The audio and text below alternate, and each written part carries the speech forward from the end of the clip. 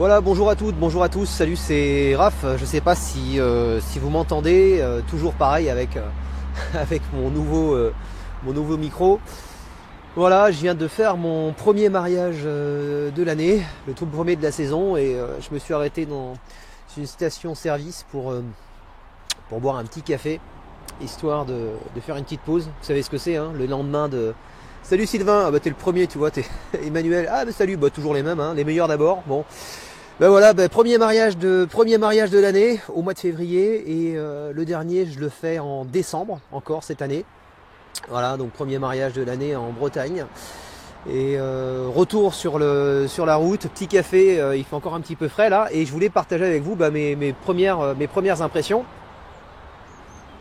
et vous parler d'une masterclass que je vais mettre encore la semaine prochaine. Donc je reprends le rythme des publications. J'en ai 2 d'avance là, et je maintiens le rythme, et je fais que ça maintenant quasiment tous les jours. Je suis vraiment à fond là-dedans. Enfin, vous allez vous en rendre compte bientôt, de toute façon vous verrez, ça va être posté. Bon, donc premier mariage de la saison, et puis pas de bol, le dos en vrac. Je crois que je suis pas le seul. Je crois que c'est un peu la maladie dans le métier. On porte des caisses, et on est chaud, on est à bloc, on est motivé. Je vais dire, les muscles sont chauds, on se rend pas compte. Et attendez, j'ai mon téléphone qui est voilà. Et puis on fait pas trop attention, on se met sur le côté, on se déplace, on prend pas forcément la bonne posture, et du coup ça craque.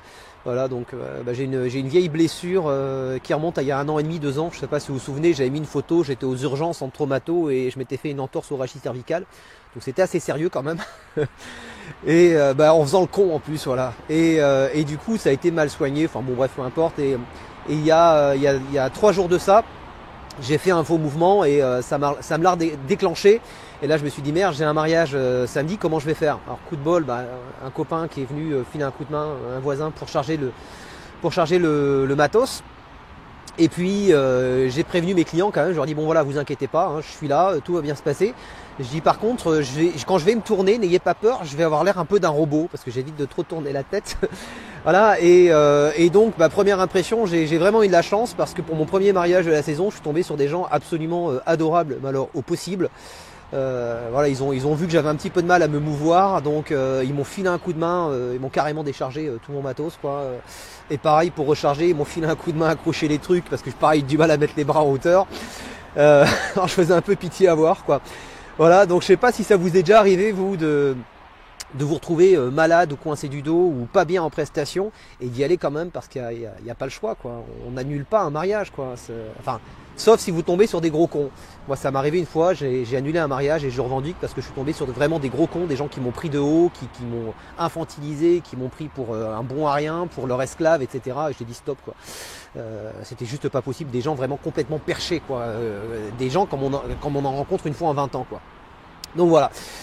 Et donc première impression, c'est dur de relancer la machine. Autant j'ai fait des soirées de gala cet hiver, mais c'est pas pareil. Un mariage, je sais pas pour vous, mais moi je me sens plus impliqué dans un mariage qu'en dans une soirée de gala. Parce qu'une soirée de gala, on fait dans la technique, on fait dans la performance, et le mariage, il y a une dimension supplémentaire, il y a une dimension, enfin je pense, moi je l'ai vécu comme ça, il y a une dimension dans un mariage émotive qu'on n'a pas sur un événement.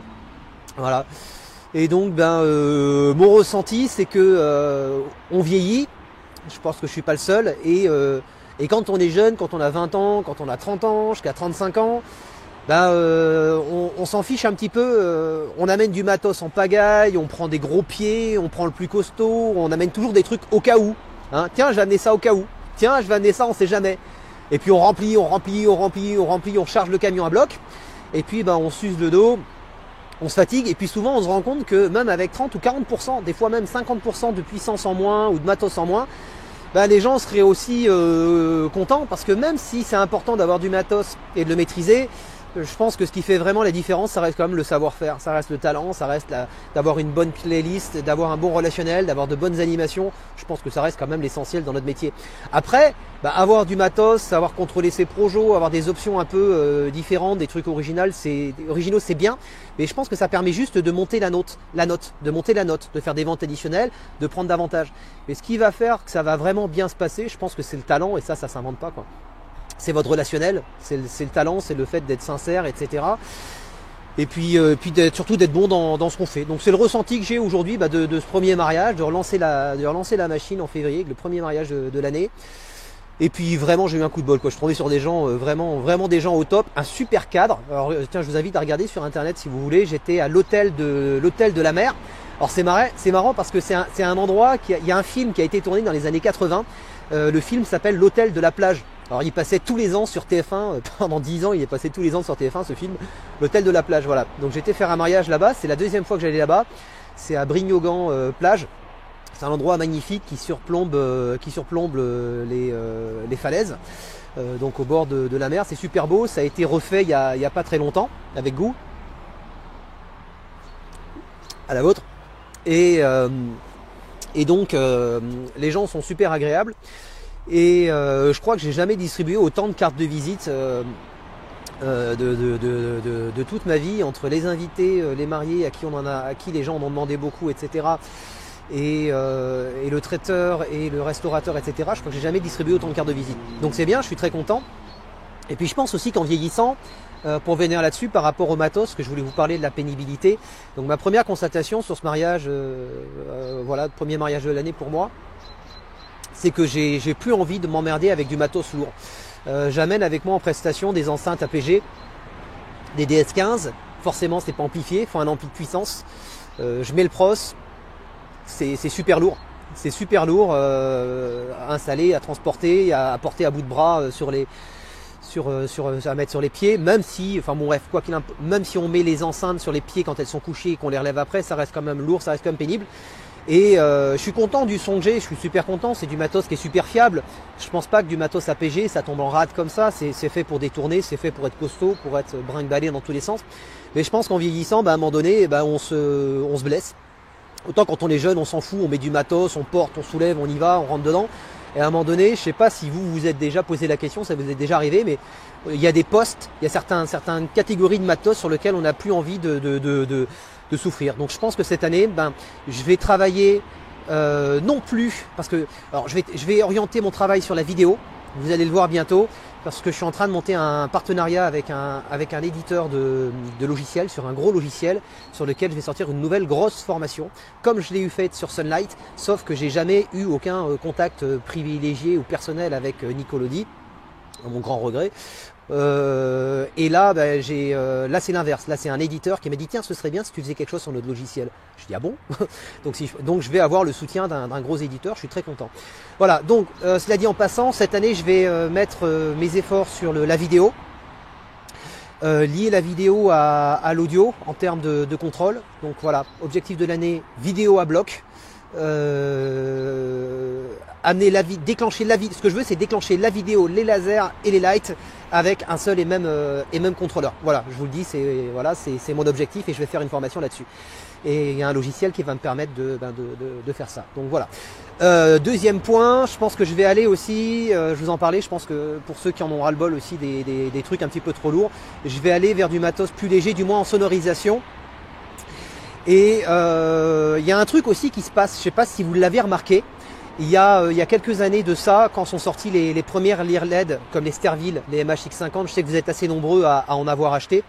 Je pense d'ailleurs que je devrais avoir des actions chez Sterville parce que je pense que je leur en ai fait, pardon, je rigole parce que je pense que je leur en ai fait vendre pas mal des lyres Sterville. Et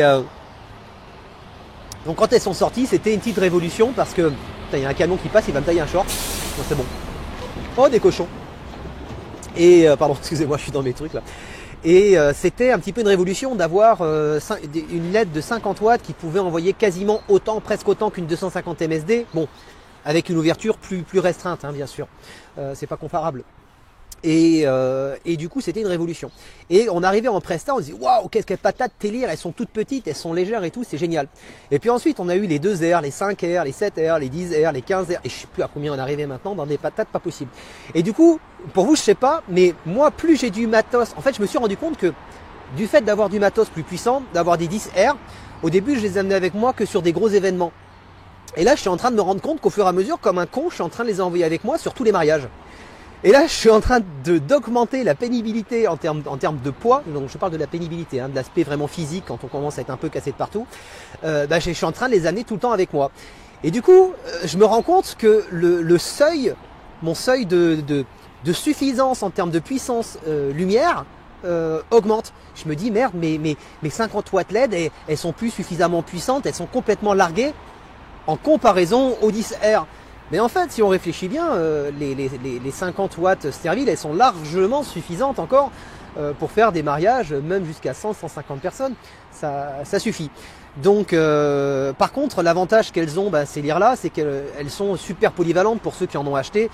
Voilà, on a un super zoom, bon, il y a un semblant d'effet beam quand on met le faisceau au plus serré, ça fait pas un vrai effet beam, mais ça s'en rapproche un petit peu.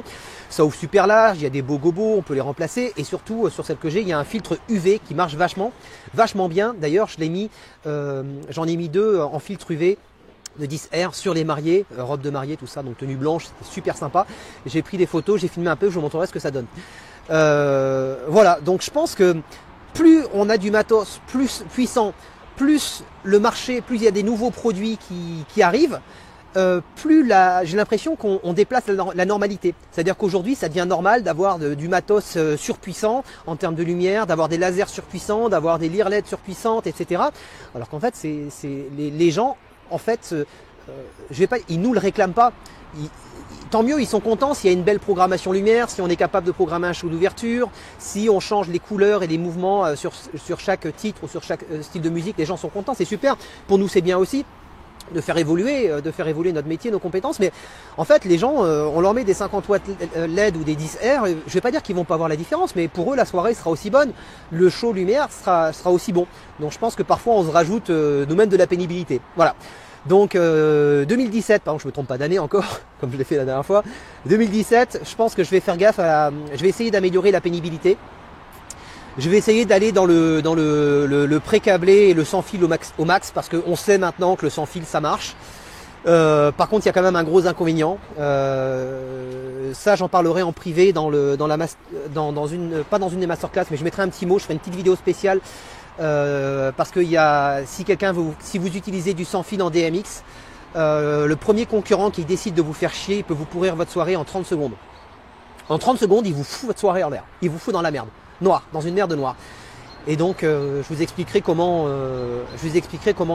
éviter ça. Parce que moi, je sais que demain, si j'ai un concurrent qui est en DMX sans fil, qui passe par le Wi-Fi et qui décide de me faire chier, je lui pourris sa soirée en 2 secondes. Hein. Le mec est dans une merde noire. J'ai découvert ça par hasard en fait parce que j'ai eu un problème sur une soirée, j'avais plus le contrôle sur aucun de mes projets et j'ai tout vérifié, j'avais tout vérifié partout, impossible de reprendre le contrôle. J'avais des projecteurs sur les ponts en hauteur pour éclairer la façade, j'avais plus de façade sur ma scène, j'avais plus de lumière en salle, j'étais dans une merde noire. Et en fait, simplement parce que, enfin, je vais pas vous le dire là parce que c'est une arme, ce truc-là, c'est un arme. En gros, si vous voulez foutre la merde, vous pouvez foutre une merde, pas possible. Donc voilà. Donc je vous parlerai de ça. Voilà. Donc voilà mes impressions sur ce premier mariage. Et puis voilà. Donc je sais pas si vous avez bossé ce week-end. En tout cas, si vous avez bossé, reposez-vous bien. Profitez bien de votre dimanche après-midi en famille. Voilà. Faites-vous couler un bain ce soir si vous avez bossé et que vous êtes un peu en vrac. Faites gaffe à votre dos. Je vous dis à très bientôt. Ce soir, je posterai cette vidéo là sur YouTube également. La semaine prochaine, donc, je sors la deuxième partie de la masterclass sur comment, parce qu'en fait j'ai sorti, alors je ne l'ai pas annoncé au détail, ceux qui sont inscrits aux masterclass, qui sont abonnés, qui payent l'abonnement mensuel, ont pu voir une première partie avec plusieurs heures déjà, avec l'étude de cas sur comment devenir vidéaste de mariage, même en étant une brêle en informatique. Et j'ai parlé d'une liste de bonus impressionnante. En fait, c'est une deuxième partie, comme une deuxième formation qui est tout aussi longue, si ce n'est même au moins plus longue que la première partie. Donc, je suis en train de filmer tout ça, c'est super long. Je me suis vraiment mis à bloc là-dedans. Donc, je mets ça en ligne en début de semaine et j'en ai préparé une autre également, une deuxième que je mets aussi dans la semaine en ligne. Et j'ai trouvé des infos super intéressantes, des infos officielles sur les chiffres du mariage, l'évolution du mariage, l'évolution du Pacs, les dépenses des gens, les budgets, les tendances, etc. Et j'ai pris une grosse claque, je me suis dit waouh, et ça a confirmé ce que je pensais et du coup j'en ai tiré des conclusions. J'ai fait une masterclass là-dessus où je vous donne mes recommandations pour pouvoir adapter votre business, pouvoir proposer des options supplémentaires qui vont aller dans le sens de la tendance du marché. Donc je vous livre tout ça dans une autre masterclass aussi. Donc je finis la masterclass, enfin je la complète avec une deuxième partie à part entière, une seconde masterclass sur le thème devenir vidéaste de mariage. Et la masterclass sur comment exploiter les tendances du marché comment hacker les tendances du marché 2016 pour orienter donc votre force de frappe commerciale, votre marketing en 2017. Il n'y a aucun achat de matos à faire, c'est du positionnement marketing. Et puis aussi, si je parlerai aussi des choses qui peuvent être intéressantes d'acheter. Toujours pareil, parce que quand on veut faire évoluer son activité, il faut bien dissocier les actifs des passifs. Un actif, c'est un investissement, c'est quelque chose qui vous rapporte de l'argent, c'est pas une dépense à fond perdu.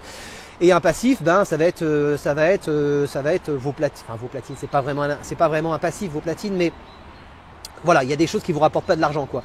Améliorer le visuel de votre régie,